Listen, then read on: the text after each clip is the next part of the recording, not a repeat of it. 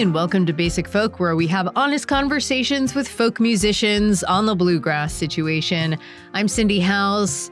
Hello, and welcome to our reissue series. So for the next several weeks, we're going to be digging back into the archives and reposting some of our favorite episodes alongside new introductions, which is happening right now, commenting on what it's like to listen back. This is for while I am away on maternity leave because my wife and I just welcomed our first baby. Well, I'm recording this in the future, so I don't know if the baby has yet to arrive, but its arrival is imminent and we're very excited and terrified. So let's get to this episode. Before we get into our reissue episode today, which is with the wonderful Anaïs Mitchell when we spoke with her back in 2019. This is Pre-Broadway Hadestown. I want to ask you if you'd sign up for our mailing list. It's a once-a-month email that comes into your inbox and lets you know what's going on with the podcast, like who's been on recently and who's coming up. It's the best way to stay in touch with us, and you can sign up for that at the link in the show notes. You can also follow us on social media at Basic Folk Pod. That link is in the show notes. We're on Facebook, Instagram, YouTube, and TikTok. And also, Basic Folk is a listener-supported podcast. You can make a donation by going to the link in the show notes or basicfolk.com/donate. Really helps us out and lets us keep on doing what we're doing. Okay, Anaïs Mitchell. Listening back, I feel like this 2018 interview with Anaïs Mitchell holds up. It was originally published January 10th, 2019. Hadestown was about to debut on Broadway. The pandemic was still over a year away. We had no idea. We were all young and full of autumn. Our Basic Folk interview includes a really interesting discussion about feminism, and I thought we did pretty well. I feel like there's just one squeamish reference to fourth wave feminism being about quote unquote non-binary from yours truly. Well, we'll just leave it in there and leave it as a time capsule. Anaïs talks about her childhood on a sheep farm in Vermont. She unpacks her love for and loyalty in her collaborations and the mystical way she found her visual artist, Peter Nevins, for Hadestown. We also talk about Hadestown receiving some viral attention in 2016, thanks to a you-know-who campaign promise to build a wall on the southern border. People latched on to that 2006 Penn song, Why We Build the Wall, which is one of the pinnacle tracks from her Tony Award-winning Broadway musical, Hadestown. Interesting to listen to that discussion now that we are here in 2025. Anaïs opens up about how she met her husband, Noah Hahn, and her early musical beginnings in Boston at Club Passim. This episode was recorded just as Hadestown was set to open at the Walter Kerr Theater on Broadway in March of 2019. This was also a year before her band, the Great Bonnie Light Horsemen, would release their debut album. I'm really proud of our conversation, which includes some chiming in from Anaïs's guitarist, Austin Nevins, who was on tour with her at the time of the recording. We are three very old friends, and we were trying to record the interview and hang out at the same time. I'll leave it up to you to decide if we succeeded, but I loved recording this interview. I remember it well, and every time I listen back to it, I really am filled with such joy, so I hope you enjoy it. We're going to take a listen to a clip from that song we were just talking about, Why We Build the Wall. This is actually from a 2014 recording that she did solo from her album XOA. We'll take a listen to this, and then we'll get to our reissue episode with Anaïs Mitchell on Basic Folk.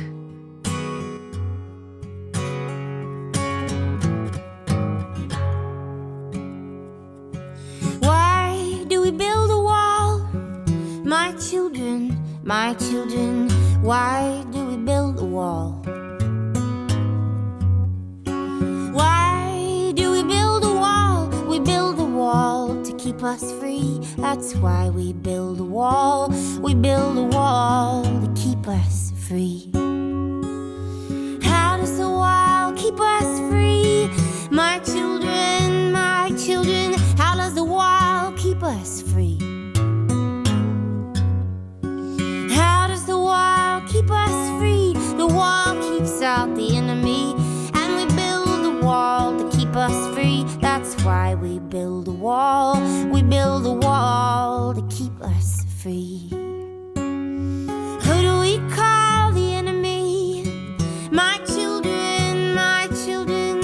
Who do we call the enemy? Who do we call the enemy? The enemy is poverty, and the wall keeps out the enemy, and we build a wall to keep us free. That's why we build a wall. We build a wall. All right, cool. Thank you for doing this. Great to be here, Cindy. I've got a lot of good questions for you. You're gonna love this interview. Very excited. Yes. I want to talk about your dad first because he seems like a very interesting man. Is his name Don? Mm-hmm. Don you got Mitchell. It. He is an author and a professor at Middlebury College and a sheep farmer, which is, I hope to not talk too much about this because I am very interested in this aspect of your life where you were raised on a sheep farm, because we've known each other for a long time. And I don't know if we've ever discussed the specifics of the sheep farm. Yeah. So I've heard you give the number of ewes and 2 rams, like 64 ewes and 2 rams and 126 lambs. So, right. I think there used to be 65 ewes and 2 rams. And they've downsized a little bit since those days. But that was always What kind of sheep were they? Okay, I think they're a cross between Dorset and Finn. My heart just exploded. Okay, so for those of you listening at home who don't know, Finn sheep are a wool breed that have like really, really curly wool. And Dorset, I think, are like all sheep are wool breeds, but they're more like meat breeds. Cindy, you're blowing my mind right now. How do you know that? Well, I was in 4-H for like 10 years. MG. In the sheep club, and I had a Finn and a Dorset. Wow. 2 different, at the 2 different sheep, So my Finn, her name was Spud. She was a natural colored, and she had a white face and like the rings around her eyes, like Spud's Mackenzie. And then I had several Dorsets. That was our first like purebred. So Spud was not like a purebred Finn. And then I also had a Romney for a little while. Wow. Have you ever had one of those? No. You're not supposed to wash them. And I one time washed her and it like ruined her wool. So this is what I was afraid was going to happen. I'm so into this. I've never gone this deep before about sheep. So how did the sheep farm start? Right. Oh, so my parents were hippies, and they both were raised in suburban environments. They hitchhiked to California for the Summer of Love, and they were like full on. There was some like Whole Earth catalog that came out that said, "Oh, you hippies should go back to the land and like start a farm." Wait, what's a Whole Earth catalog? It was the Whole Earth catalog. It was a big catalog with I don't know what seeds maybe. Oh, okay. This is just like the family lore. They saw in the Whole Earth catalog that there was land in Vermont. And they moved to Vermont and they bought this farm. But it was like an ethos, it was a whole move they made. Okay. And there's a lot of people in Vermont actually that moved there in the 60s and 70s. Yeah, you were calling them back to the landers, Totally. which I had not heard of before. It's a thing. So it's like a movement that happened. Yeah. Is there a Wikipedia page? I bet there is. Okay. Yeah. It was like, let's go back to the land. And if you did that, you were a back to the lander. Okay. And so they did. They bought this farm. They also, like my dad had started writing in college. They met at Swarthmore College. My dad had a book published when he was still in school, which is so crazy to me to think about. Then one of his early books was made into a movie, and they suddenly like had some money from that. They first actually moved to this island in Greece. That was a thing. Like a bunch of expatriates lived there, and Leonard Cohen lived on this island. So were they friends with Leonard Cohen? I don't know. Friend might be a strong word, but they went to some parties that he was at. Whoa. It was called Idra, this island. Mm-hmm. And then they, I guess with what was left of the money, they bought this farm in Vermont. And that's where I grew up. And it's so weird to, that Vermont was like my whole world for so long and still is like really important to me. And it's just like some choice that my parents made when they were... They just saw it in a catalog. Early 20, totally, right. So your mom worked for Howard Dean? Yeah. You know everything about my family. This is amazing. Yeah. My mom started a center for pregnant teenagers when I was a kid. Like, that was what she did. She started with a friend, and it started small, and it became like really successful. And other sort of centers in different states and even different countries have been modeled after it. And then at a certain point, she sort of, I think, saw the limitations of what she could do outside of sort of the government. Like, she just thought it would be great to be in the sort of bureaucracy that was making the choices that were affecting institutions or organizations like the ones she had started. And somehow she got this job so she was the deputy secretary of Health and Human Services under Howard Dean. Wow. Yeah. Growing up, what kind of parents were they like? Yeah. Well, we were raised on this farm kind of in the middle of nowhere. We didn't have a TV. That was the thing. My mom was like very serious about that. My grandparents lived on the same farm in a different house, and they had a TV that had 2 channels on it, so I would go down there and like watch. My mom and dad were like so supportive and also like hands off in a weird way. Like, me and my brother spent a lot of time running around in the woods. I have a 5-year-old brother, he's 5 years older than me. Wow. He's 5 years older, and he's like a super creative, interesting guy. All through my childhood, he would like entertain me, and I truly believed there was, elves in the woods, and that they were writing messages on rocks that we were going to go discover. Yeah. Things like that. And I was totally fascinated by him and entertained by him a lot of the time. Yeah. There was a phase where I was embarrassed by him because he would wear like a skirt, like pick me up at school, and like his weird hair, and like, but then we passed through that, and I'm like so tight with him now. It's very special. Oh, that's cool.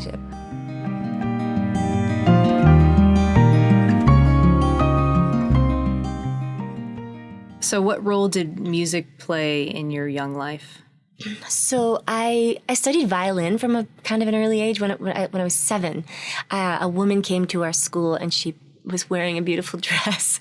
I think the gown was like part of it, and she played the violin. I said, that's what I'm going to do. And I started to take violin lessons. And I think that's like important somehow to my like melodic kind of development as a kid, although I don't play violin anymore. I wish I did. Like, I've tried to pick it back up. But there's my parents', love of music. They're not musicians themselves, but my dad can sing, and he loves music, and he loves lyrics as a writer. He would always like point them out to me, like point out the lyric that he loved, and he and my brother would kind of like put on an album, and then they would sing every word. This was the thing that they did, where it would be like Velvet Underground, and they would sing like every word of every song. So I think at a young age I was impressed by that, and I sort of thought of that as a cool. The lyrics were as important as like the books my dad was writing, Right. Yeah, and like other than that, I was raised with a lot of weird like folk music that kind of like hippies were into, like. Well, there's like the Rise Up Singing collection of folk songs, and my mom was and is a Quaker, and there was these like Quaker songs that I learned, and I was part of this solstice pageant that happened every year called Night Fires. That was it's like a collection of songs and dance, and there was so many songs and kind of like from around the world that I learned through that thing. There's a lot of that sort of global thing in Vermont. There's like Village Harmony, if you know what that is, and shape note singing. There's a lot of that community get together and sing type of vibe. I don't know firsthand about that, but I have heard of that before, where a friend of mine, the group of parents would all get together and bring all of the kids together, and they had like their own songbook that they would sing and play music out of. I love that stuff. I've always loved it. I love Christmas carols. Like, we were singing some carols in the car on the way here. It was really fun because my daughter like now knows some of the lyrics to them.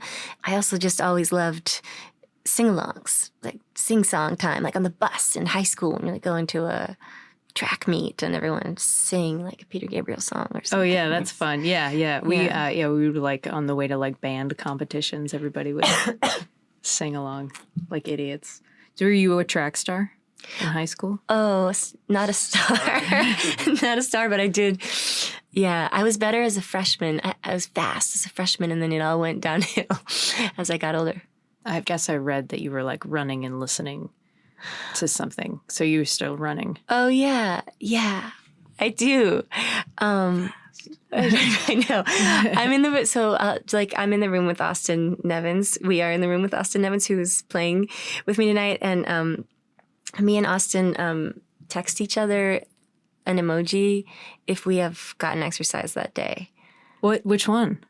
It's the hands. It's the one that's like hands. Double hands. Golden double hands. Yeah. And it's the longest I've ever done any exercise program. We've probably been doing it for like a year. Wow. Yeah. You started writing songs when you were 17. Mm-hmm. Since your dad is such an accomplished writer, if it was intimidating to start to write because of his work? I wonder if it was less intimidating because it was songs and that's not his realm, you know? Mm-hmm. And that's actually, it's been interesting to my relationship with him now because we like to talk about creative things and the creative process and the sort of worlds that we're in, but it's very different. So there's common ground, but it's not like he can be like giving me advice about like, well, you should work with this record label or something like that. Or, you know, we like live in different worlds that way. All right. I have this question about feminism. Okay. That I'm just wondering your opinion on it because I've thought about this a little bit recently. So you were very inspired by female songwriters in the 90s. Dar Williams, Ani DeFranco, Tori Amos. Mm-hmm. They were early heroes of yours. So I'm wondering if you recall how people were feeling about feminism in the 90s versus today.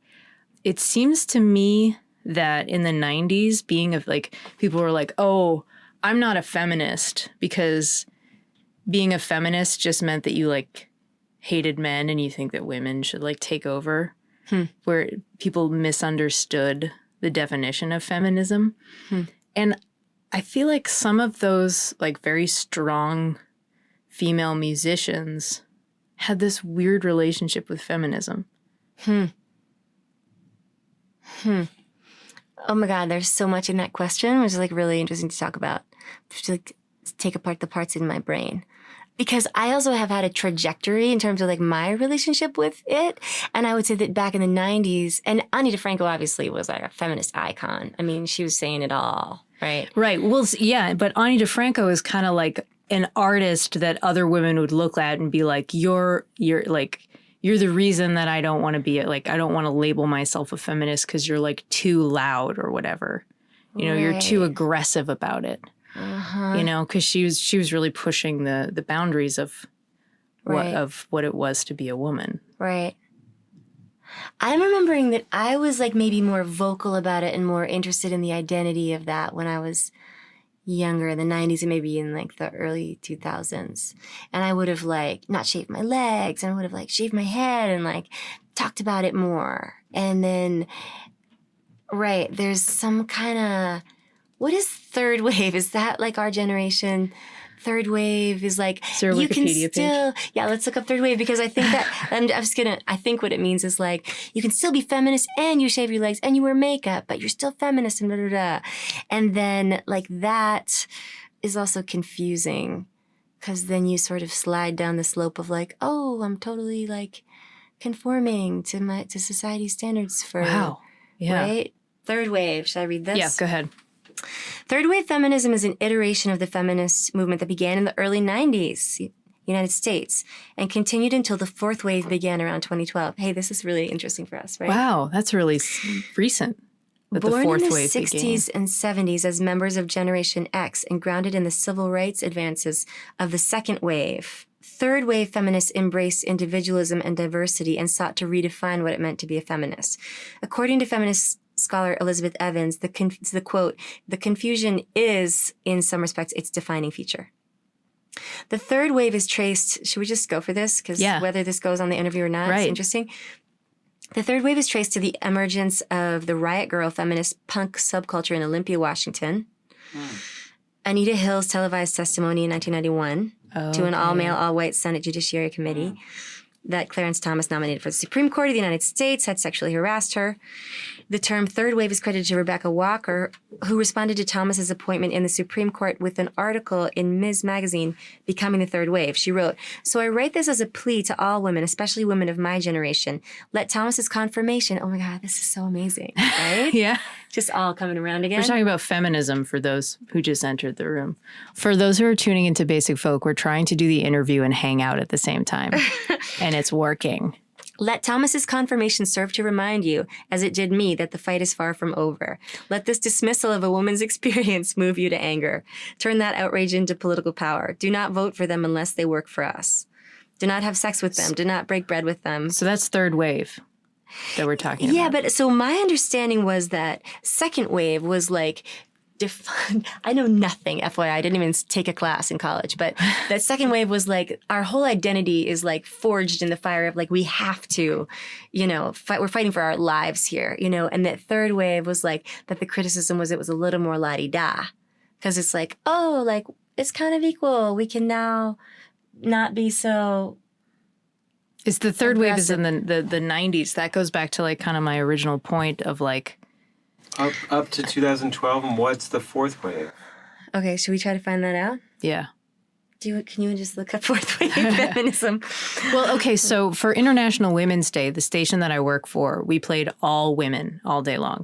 And our demo is people who are in their 40s and 50s. And so we play a lot of stuff from the 90s. So I'm like, Yeah. I'm going to go online. I'm going to find all these like inspirational quotes from like Tori Amos and Bjork about Right. like, and Courtney Love about like, being a feminist and like what that means to them and how it's important to them. But I found like a couple of quotes that were like pretty off-putting about how Bjork like distanced herself from the feminist Right, movement. right. So did Courtney Love. And I know Tori Amos specifically like wouldn't play the Lilith Fair because she wanted to distance herself from that movement. So just a quick thought about that is Yeah. that I think there is also like on the part of Bjork, I'm just thinking about some other interviews that I read with her, just a reluctance to be grounded in the identity of like a female musician when she's just an awesome musician. Like she's just an amazing composer and she doesn't want to have to, I don't know. I don't know. So, okay, another thing is, right, I've been working on Hadestown for so long. It's different in music world. Like the music theater world is actually still super male dominated. Like there's so few female composers in music theater, which is not something that I knew about, but it is a reality. Like if you look at like the Tony Awards, like you could count on one hand the number of women that have won that award for composing, actually like across the board for writing a book, for no woman has ever won like sound design. Like there's all these ways in which, I don't know, sometimes when I'm getting interviewed about being a woman in music theater, I think like, am I supposed to be like, yeah, women, like we can do it, But I also just want to be like, I'm a music theater writer. Like I don't want to have to Right. talk about it. But I see why it's important also. Yeah. Well, yeah. So maybe that's what happened in the 90s where like people like Bjork were like, why do I have to be a female musician? I'm just a musician. Totally. But then I just feel like the people who like just want to squash the feminist movement and the people who just are like, I just want to be treated like equal and not do any of the work anymore. Right. I think that sort of led to Right. a misunderstanding. Yes. Yeah. I'm with you. I don't know if I had anything to add, but Fourth wave. fourth wave. Well, we found out should we about look the at fourth it? wave. Okay. Fourth wave feminism is an approach to feminism that began around 2012 and is associated with the belief that all humans are equal. It heavily focuses on intersectionality, Yeah. pushing for greater empowerment of traditionally marginalized groups in society, including women and girls. And I bet fourth wave also has to do with like non-binary. Yeah, that could totally be. I wanted to say a thing, which is, so I have this 5-year-old daughter, and there are these books that are very popular right now among little girls. They're called Goodnight Stories for Rebel Girls. Have you heard about this? No. They're wildly popular bestseller things. Like they're collections of like, there'll be a 1-page kind of bio sort of written towards young kids about these, like there'll be like your Hillary Clinton page and there's like Beyonce and then there's like Cleopatra and Oh, yeah. Queen Elizabeth. There's all these different, Okay. and some are like artists or athletes or all these sort of women that have overcome their circumstances and the narrative, and it's beautiful. And then there's also these beautiful portraits of them. And Ramona's into it, and like we read it. It's beautiful, and I love it. But also the gist of all of the stories is like how hard it is, like what these women have been up against, you know, and then they overcame. And in a weird way, I'm not sure if I want that to be the tenor of the conversation with Ramona about what it is growing up as a girl or a woman. Like, I don't want her to know, right? She doesn't know that she's disadvantaged in any way. Right. Here's the narrative for you. Right. This is what it's going to be like. Yeah. Yeah. And there's something about that, right? Mm-hmm. Yeah. Yeah. I mean, That's she's gonna figure it out, obviously. Yeah. But it might not be that hard, or whatever. Right. Like I think that instinct is right. Does it help her to see herself as part of a marginalized group? I don't know. That's an interesting. It's like when you're doing yoga and you're on your back and you're holding your leg in your arms, and then you're pushing your hand into your leg and your leg into your hand, and then you let your hand win, and then your leg comes closer to you.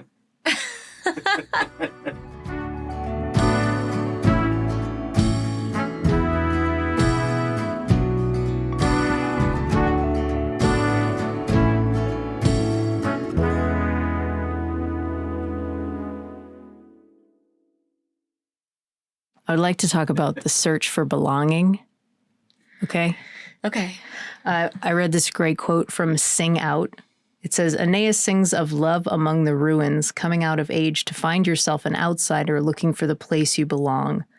So I think belonging and the search for belonging is pretty common in the human experience.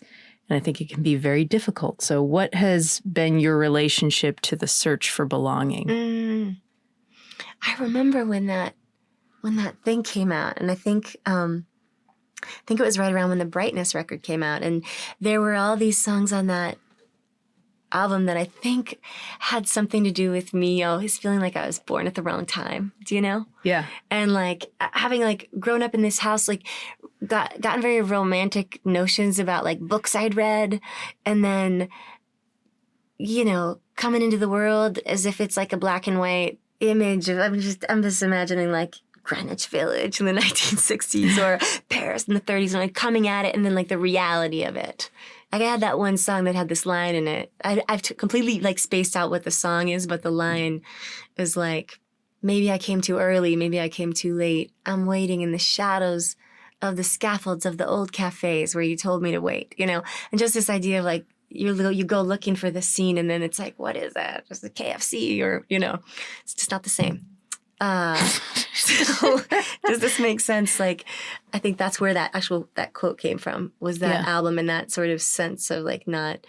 But I think, a lot of playing music has been sort of a quest for the community of other people that are playing music.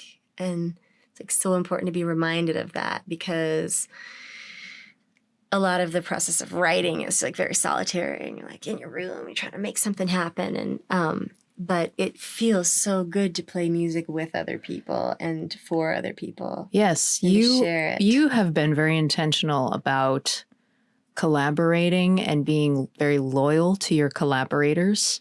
Michael Chorney and Austin's brother, Peter Nevins, who does all of the artwork for he did all the artwork for Hadestown and the Brightness. And that is very apparent. Well, I feel like that I've like been lucky to meet people that there was a intuitive connection that has evolved over time.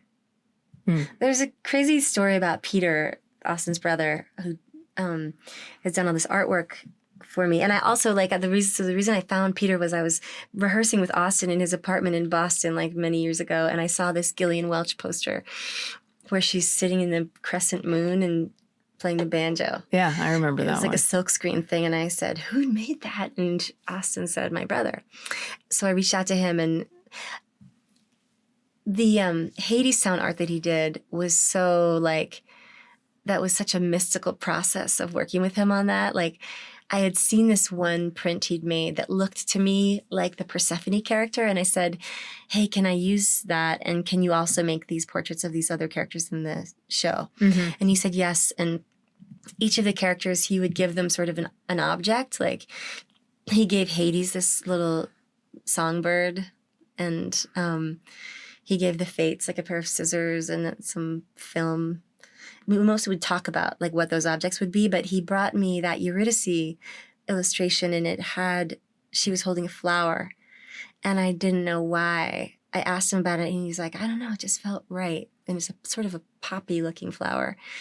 I was working on some new song, like the album wasn't finished yet, and I wrote that song Flowers because of the illustration he had made. Oh, wow. Yeah, and so it really was like we were collaborating in this way where I feel, and this happens with mythology, but where it's almost like just like unearthing a thing from the ground, or the thing about sculpture in the stone, like the sculpture's already there, and he happened to like chip away at the shoulder of the thing, and I was like, oh my God, that's like, of course, flower, that's the image that she needs. Wow. So yeah. That's amazing. Cool. Yeah, let's get to my Hadestown cues. Oh, yeah. Yeah. Hadestown, you've been working on it for 12 years. The story that I feel like you've told me is that you and your friends, or your artist friends in Vermont, you had this really cool community of musicians and artists, and you were like bored one winter because you didn't have a TV. So you wrote a folk opera. Yeah, there's something to that. Like it is very isolating, and in the winter in Vermont, it's very cold and long. People go like a little stir crazy. If you ever go to a party in Vermont in like February, it's totally nuts. And so, yeah, it was a special time. I was living with my partner Noah in Montpelier, and he had this cafe with some of his friends, the Lane and Street Cafe. Oh, yeah, that place was rad. So beautiful. It was like it was almost like, what's that musical about Brigadoon, where it just like popped up and then like it lasted for however 7 years or something, and then it disappeared. Oh, wow. But it was a whole world, you know, and people, you just go, and everyone was always there, and all our like artist musician friends would come through town and play that cafe, and it really like made a lot of things happen. I think Hadestown wouldn't have happened if it weren't for that cafe. Wow. That's cool. Yeah. That's how it started out. You applied for a grant, and that like you're like, okay, I need to do this now. Totally. And when I think about how much that grant was, so this is like a good like plug for just support for the arts, right?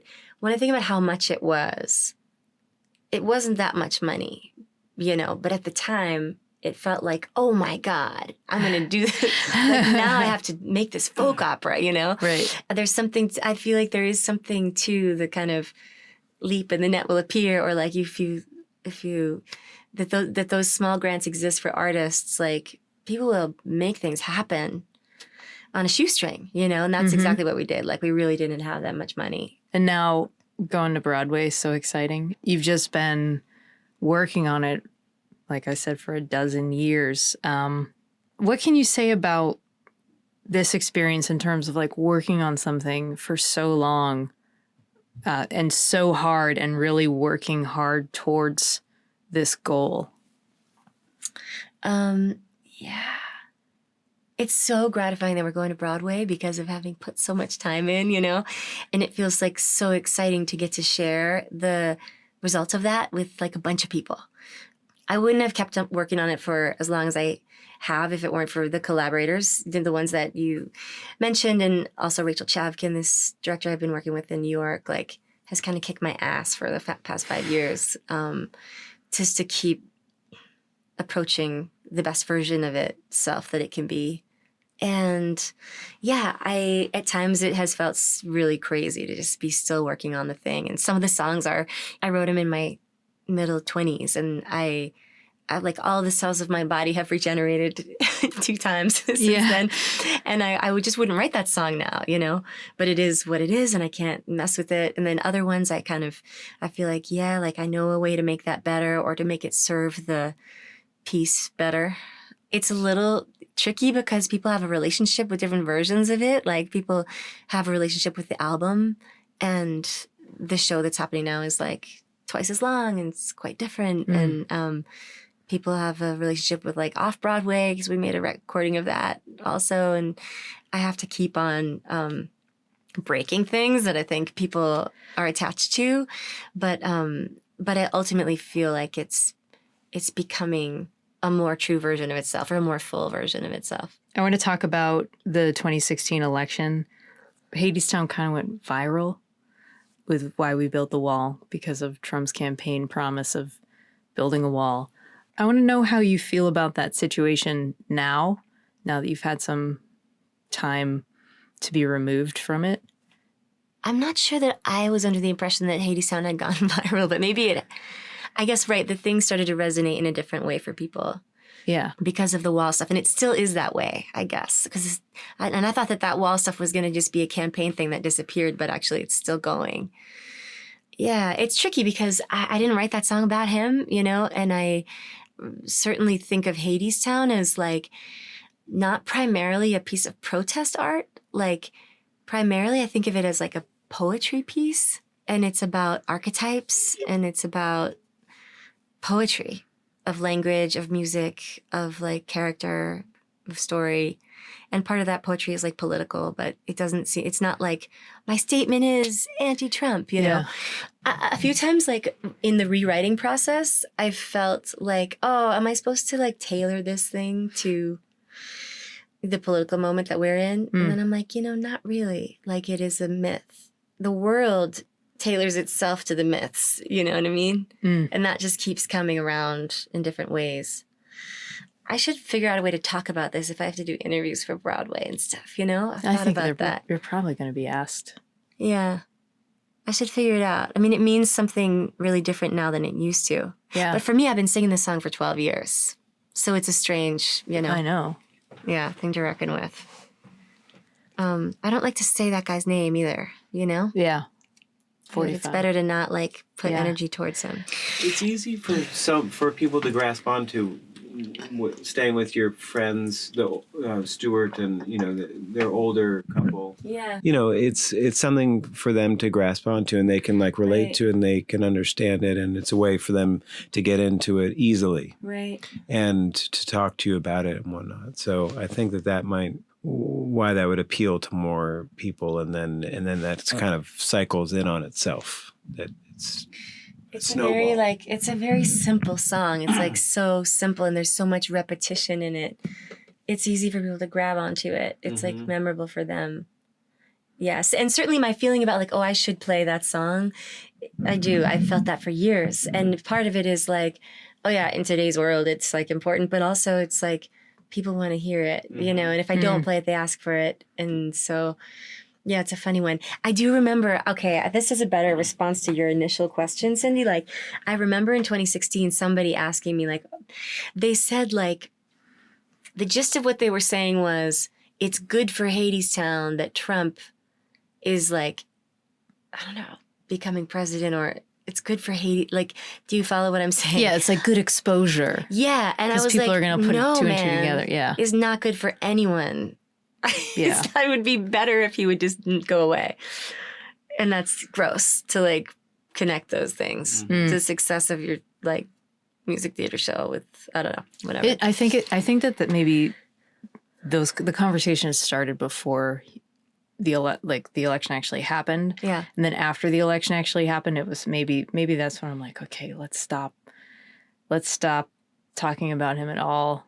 Let's stop comparing Hades to him, The other thing that I should say is that, like, I remember when I wrote that song, which was in 2006, I was kind of thinking about global warming and climate change, and what if, it was the trends that existed then that are now just like even more, and just like, and a lot of displaced people and migrant people, and that there's like a hordes of people at the door of the country that has more money, and they're knocking at the door, and like, who among us is not going to be a little scared and want to be behind a wall, Like, I guess what I mean is the song, and clearly, like, I'm not pro that, like politically, but I think the song was meant to be more of an emotional question, maybe more of a question than a soapbox per se. It really is a series of questions. And obviously the cumulative like effect of them is messed up because it's this circular, weird logic that doesn't quite make sense. But I guess what I want to say is that the people that are like, build a wall, and that are scared of, immigrants and stuff, there's so much misinformation and fear that's going into that stuff. But there's a reality to that. Like, I think the other question or the other song that touches on that stuff in the show is that When the Chips Are Down song. Because it's like there's one worldview that says, when the chips are down, you're going to look out for yourself and you're going to turn on other people. And that's, I guess, the question. Right. Are we going to do that or not? Right. What are we going to do? You don't know until it's happening. Right. Yeah. And it is happening. Yeah. Right. Yeah. In a sense, yeah, it is happening.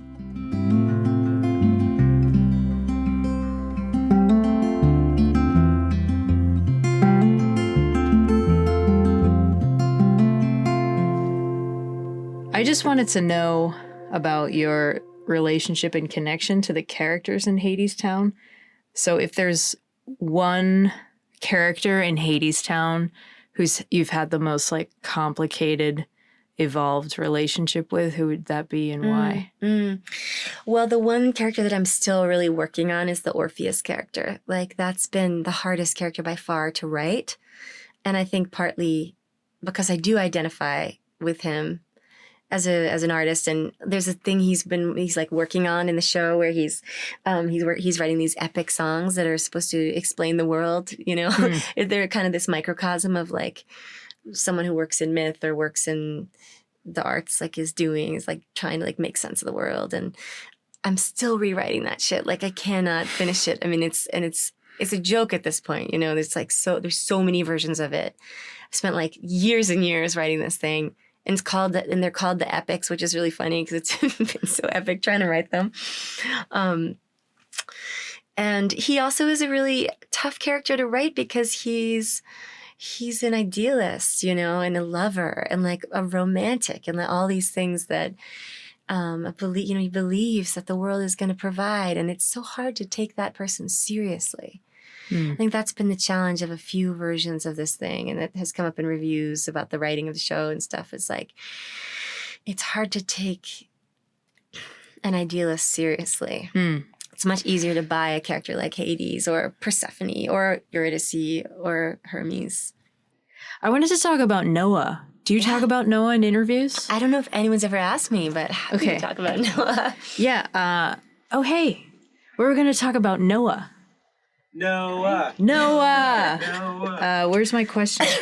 So I was listening to some interviews where you talk about your husband, your partner. You were talking about being in Vermont on September 11th, and Noah was somewhere, not in Vermont. So you've been with Noah for a really long time. Yeah. I met him when I was 19. I was a freshman in college and he was a senior. You're 23 now, so... I'm 23, yeah. Yeah. No, it was crazy. And I just was like, fell in love with him then. And we spent the summer together after that. He was in Vermont when September 11th happened. And so he's from New York and he was supposed to have driven back there. And that happened. And he was on campus visiting me. I remember very clearly we used to sleep out on the roof of this one social house. So there's like these, sounds gross, but there's like, it's not quite a frat, it's a social house, right? But it was for like weirdos. The goth frat. I was like, yeah, it was a weirdo frat. And there was a roof and we put like a mattress out there and we slept out there on the night of September 11th and there was all these stars. And it sounds silly now, but at the time, I remember there was like anthrax in the subways, or there was that rumor of that. Do you remember? Yes. And it was like, we thought maybe everyone would die, or it was like the end of the world as we knew it or something. Right. But that moment, and like the stars, and a guy was playing the saxophone in the street. Wow. And it's September 11th, and Noah goes, "Do you want to have a baby?" And I was like, yes. And then But then we didn't do that for like many years. But that was our like response to that thing happening. Let's have a baby. It was so strange. Wow. It was just a strange thing. And then tell me last night too, and you moved to Texas. We moved to Austin. Yeah. Austin. Yeah, I'm here. Austin, he's here. Yeah, we moved to Austin because I was kind of like, what am I doing? I'm in love with this guy and I'm here at this weird college and like, I want to play folk music. We moved to Austin because he was canvassing for this environmental organization at the time.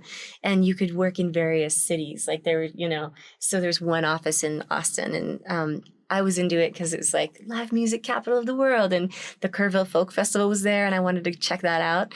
So then like we moved, I went back to school. We were on and off for a while, but he was always like the one and I had met him so young and I think it kind of freaked me out because I was like, I'm 19. And then we reconnected. Our early kind of era of living together in Vermont was when that cafe was getting started. And we got married pretty young also. 24, 25. Sweet. So, and he is also a musician. Yes, he plays the bass. And he plays with you sometimes. Yeah, he played with me, especially during this one era of the Young Man in America tour. Like he was in the Young Man band. Oh, okay. And he played bass. Great. Yeah. I wanted to talk about a couple of different music communities that you are involved in. First, I want to talk about Club Passim. I read this quote from you that said that Passim, which is in Cambridge, Mass, has done more for your career development, at least early on, than any other venue.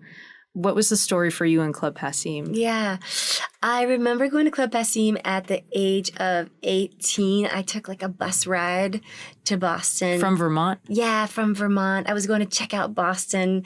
I ended up there on the night of like the campfire at Club Passim. It was maybe the very first one that they did. And so for listeners who don't know what that is, like that's the campfire is like a weekend, usually a long weekend, I think. Like Memorial Day and Labor Day. Yeah. And it's just like jam-packed with like many, many, many artists. It's like a showcases. Marathon. Yeah. Yeah, of showcases. People in the round mostly, right? Mm-hmm. And I remember seeing Edie Carey. Yeah. And the room got excited. Yeah. It just blew my mind. I was like, that is what I want to do. Like I wanted it so bad the moment I saw it. And and I ended up, actually I took like a gap year after high school before college and I moved to Boston because of Club Passim. Because I was so like into it. I would go to the open mic there. So that was the first thing. Like I would go to the open mic and I was terrified. I would like, my hands would shake and I like couldn't breathe. But I kept going, so it was such like a warm and supportive place to play and to get to know people. And then I took some classes at the school that was upstairs. I took a fingerstyle guitar class. I took a songwriting class. And I took I really like kind of milked it. And then when I started to play for real, like Matt Smith is just like the most amazing creature on earth. And Matt Smith, he's the manager of the club. He books it. And has been for so long, as I can remember. Same, And he's still there. And he still loves music and like loves his job, it seems like. It's weird. Yeah. It's awesome. Yeah, Matt. The room likes Matt. Love you. Yeah.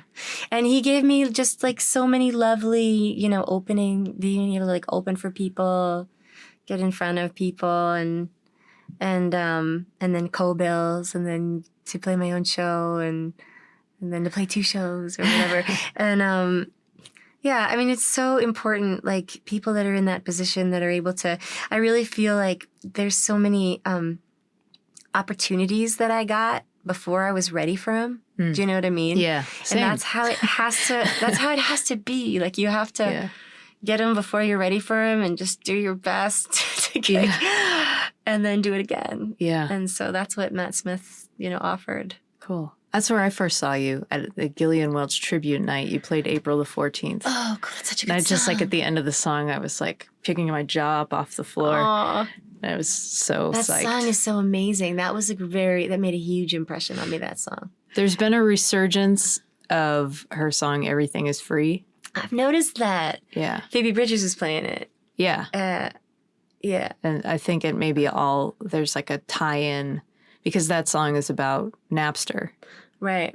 So maybe it was just sort of like a tie-in of like such a strange time for music, because it was when things were really transitioning to where you couldn't, it was different on how you could make money. That I haven't heard that word Napster in Napster. a really long time. It sounds so ridiculous, right? Yeah. It sounds like you're stealing. Totally. Napster. Totally. Yeah.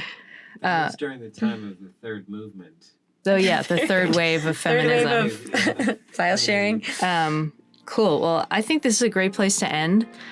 We've had a really wonderful time here with Anaïs Mitchell in our first live recording where we have a studio audience. Yay. Where we, yeah, there's so many people here. We hung out and we did the interview. Totally. Thank you so much for doing it. Of course. Yeah. Thanks, Anaïs. Pleasure. This episode was produced by Anthony Cabrera. Dietrich Strauss composes our music. Basic Folk is a production of The Bluegrass Situation. You can find all of our episodes there. You can search for Basic Folk on the SiriusXM app. You can search for us on Folk Alley's mobile app or find us at folkalley.com. You can go to our website, basicfolk.com, or you can listen wherever you get your shows. If you enjoyed this episode, I think you should share it with a friend, like maybe your friend who lives in Montana, who has her own sheep farm and is doing really cool things with sheep, and also is a musician and enjoys people who live at the intersection of sheep and songwriting. Send it to that friend. All right, we'll talk to you next time. Thanks for listening.